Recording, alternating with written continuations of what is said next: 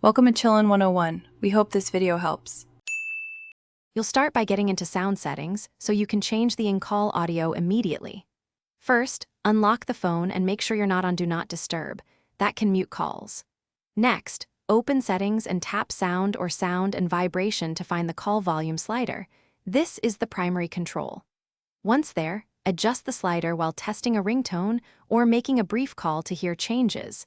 This ensures you're changing the right control. During a live call, press the physical volume up button to raise the in-call speaker level. You can change it only while the call audio is active. If volume still seems low, go back to settings and toggle hearing enhancements or mono audio. These settings can improve clarity for low-volume voices. Also make sure the audio route isn't stuck to Bluetooth or a headphone jack by checking connected devices.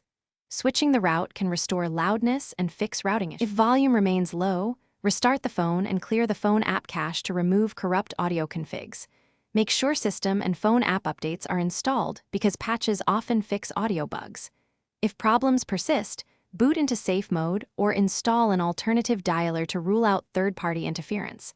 Safe mode disables extra apps so you can test native audio. One key troubleshooting tip: if hardware seems mute, try a Bluetooth headset. If headset